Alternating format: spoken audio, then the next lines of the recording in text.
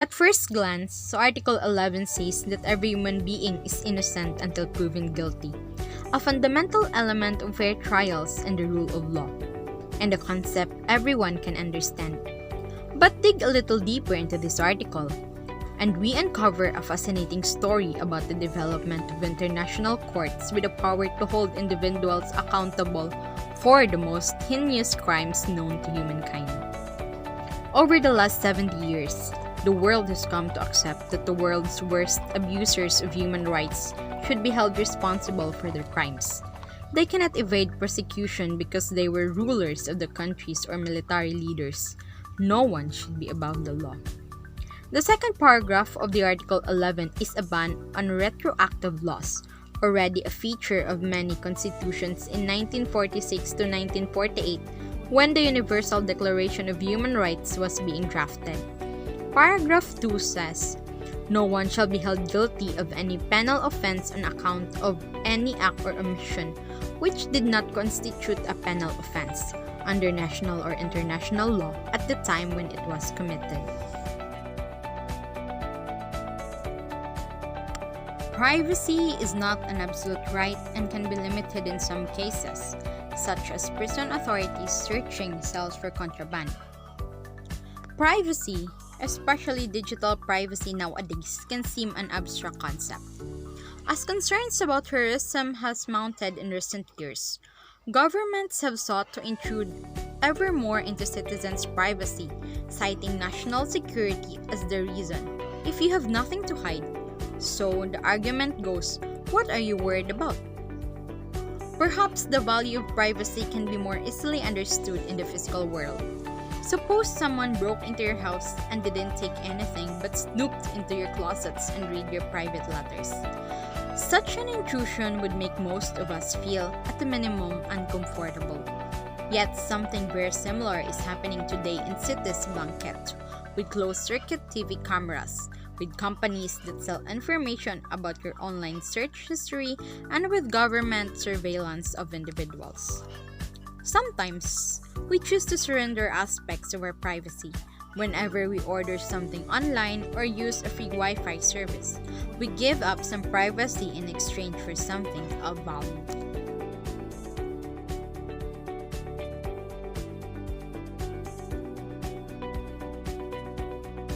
Article 13 guarantees freedom of movement.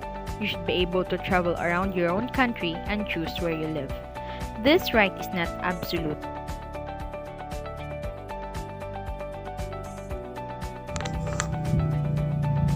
Article 14 grants the right to seek and enjoy asylum from persecution. This right, in addition to the right to leave one's own country, Article 13, and the right to nationality, Article 15, can be traced directly to events of the Holocaust. Many countries whose drafters worked in the UDHR were acutely aware that they had turned away Jewish refugees, likely condemning them to death. In addition, many Jews, Roma, and others hunted by the Nazis have been unable to leave Germany to save their lives. The Universal Declaration asserts that all human beings are born with the inherent rights it sets out. For this reason, many dislike Hannah Arendt's formulation that nationality is the right to have the rights. But without nationality, it is practically impossible to exercise many other rights: to go to school, get medical treatment, get a job legally, report a crime, travel across borders, and as the Vietnamese man lamented, even for your family to get a death certificate when you go. Some people are stateless because of the breakup of states or disintegration of empires generations ago. Others do not have or lose their nationality unintentionally because of badly drawn up or clashing laws within a state, or even when parents are different nationalities between states. Even a change in administrative practice can plunge people, by mistake, into a legal limbo because of some quirk of birth, marriage, or inheritance. Most of the 30 articles in the Universal Declaration of Human Rights begin with gender-free language: everyone, all, or no one.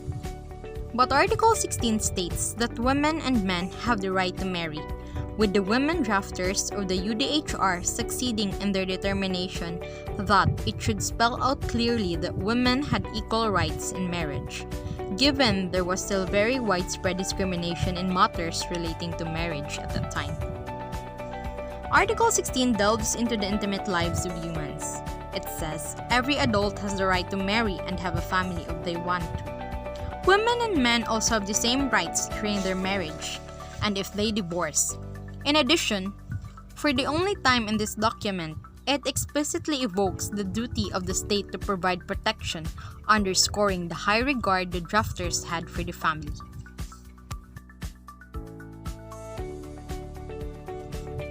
Article 17 of the Universal Declaration of Human Rights guarantees the right to property.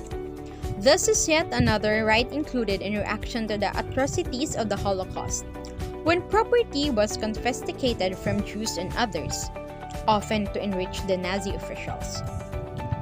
European Jews were stripped of billions of dollars worth of cash, artwork, houses, businesses, and personal belongings.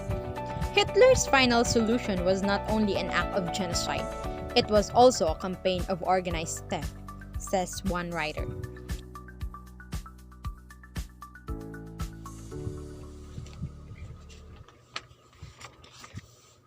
Article 18 of the Universal Declaration of Human Rights says we all have the right to our own beliefs, to have religion, have no religion, or to change it.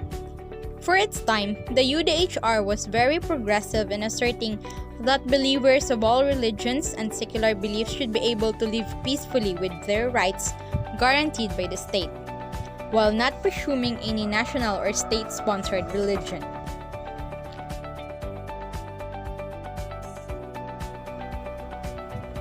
The first human who hurled an insult instead of a stone was the founder of civilization. That is according to Simon Freud.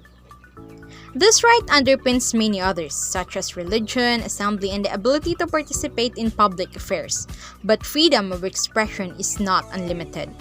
A common metaphor to describe its limit is that you cannot falsely yell fire in a crowded theater and cause a panic and possible injury.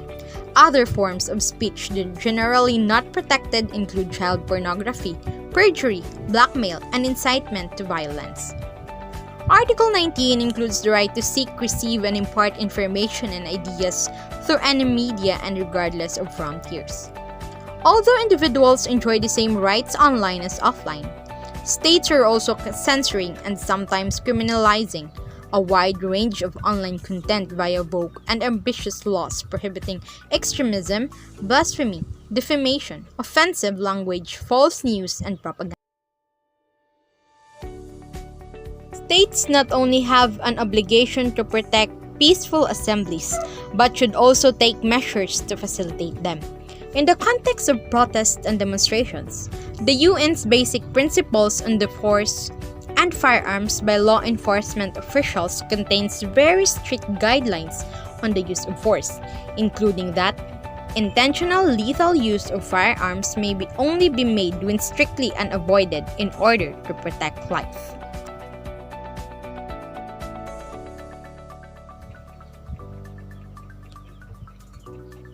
This article, in making core elements of democracy a fundamental human right, reflects the resounding statement in the preamble to the UDHR that it is essential that human rights must be protected by the rule of law. If man is not to be compelled to have recourse, as a last resort, to rebellion against any tyranny and oppression. In 3 concise paragraphs, Article 21 of the Universal Declaration of Human Rights outlines some of the fundamental principles of democracy. The will of the people should be the basis of government authority, and everyone has the right to take part in the government, directly or through freely chosen representatives.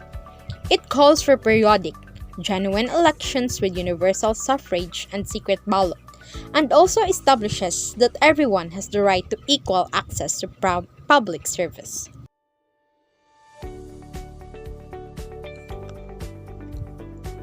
Article 22 spells out the qualities of the modern welfare state that are almost universally accepted today. According to the International Labor Organization, in 1900s, only 17 countries had social protection systems to support individuals and families. This is through pensions for the elderly, disability payments for injured workers, benefits for mothers, health insurance, and many other programs. Social assistance can include cash transfers and is often referred to as social safety net. It then helps people, especially the poor and the vulnerable, cope with their life shocks, find jobs, and educate their children. Article 22 asserts that economic, social, and cultural rights are indispensable for human dignity and development of the human personality. Article 23 spelled out in 4 paragraphs the right of everyone to work, with equal pay for equal work and without discrimination. The right to form and join trade unions is also clearly enunciated. In its 3rd paragraph, Article 23 calls for just and favorable remuneration to ensure an existence worthy of human dignity for workers and their families, reflecting again a vision of a better world than just defeated Nazi Germany with its slave fundamental behavior. element of fair trials and The the rule of drafters law. built on the work and the of the concept International everyone Labor can Organization, understand. one of the But few dig a little institutions deeper from the into this League of article, Nations to become And we incorporated uncover a into the fascinating United story Nations. about the development When of it was created in international courts with the 1945, power to hold Just individuals in, the UN was accountable founded for in the wake most of the heinous Second World crimes War. known to humankind. The International last Labor 70 years, Organization the had world has been come to set accept up that in the world's 1919 worst out of the abusers ashes of of the human First rights World War. should be held It responsible pursued the for vision crimes. that universal They cannot lasting evade peace can persecution establish because only they were if it's rulers based of on the social countries or justice. military leaders. No one should be above the law.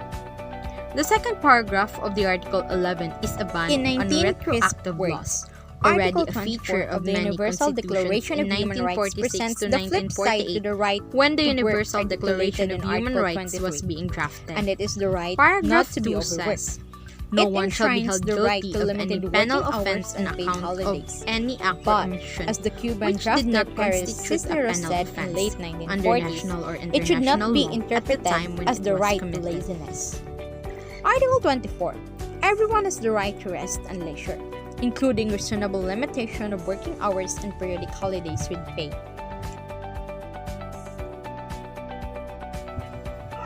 Article 25 of the Universal Declaration of Human Rights covers a wide range of rights, including those to adequate food, water, sanitation, clothing, housing, and medical care, as well as social protection covering situations beyond one's control, such as disability, widowhood, unemployment, and old age. Mothers and children are singled out for special care.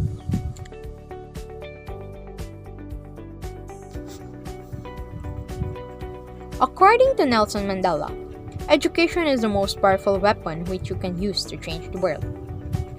Article 26 of the Universal Declaration of Human Rights makes universal free primary education compulsory, and it is usually thought as a right about children.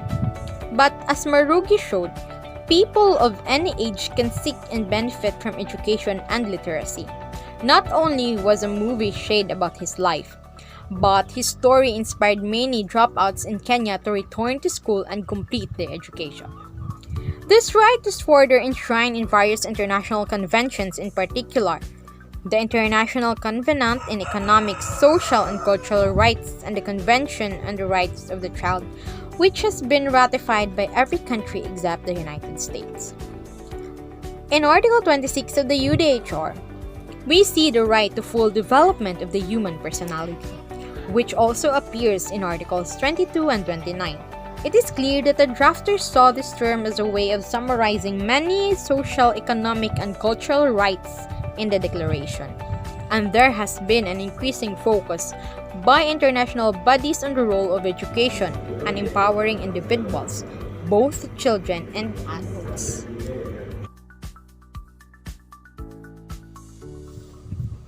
Article 27 says everyone has the right to freely participate in the cultural life of the community, to share scientific advances and its benefits, to go get credit card for their own work.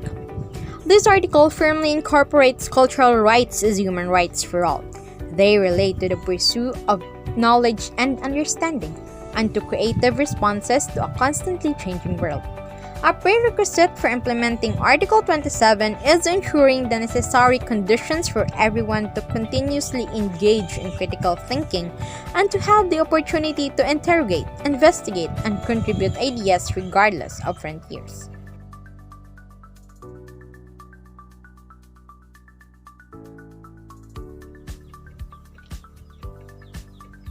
The Universal Declaration of Human Rights was drafted in a period, 1946 to 1948, that was simultaneously filled with optimism, yet overshadowed by the preceding 30 years of disaster. The Great Depression and two world wars, in the view of the drafters of the UDHR, a world at peace was essential for respect for human rights and to create opportunities for everyone to improve their lives. Or, the Universal Declaration of Human Rights has concentrated on rights that every person has simply by virtue of being born human. Now, Article 29 says the corollary of right is duty. We all have a duty to other people, and we should protect their rights and freedoms. Article 29 also says the rights are not limited. If they were, social balance and harmony would be impossible. It seeks to link the exercise of rights with the interest of the world community, which the United Nations had been set up in 1945 to represent. Two early draft revisions included these provisions. These rights are limited only by the equal rights of all, and man is essentially social and has fundamental duties in his fellow men. The rights of each and therefore limited by the rights of the others. Neither survive in its original wording, but the meaning they conceive is close to the final version, which says, "In the exercise of his rights and freedoms, everyone shall be subject only to such limitations and as are determined by law solely for the purpose of securing due to recognition and respect for the rights and freedoms of others."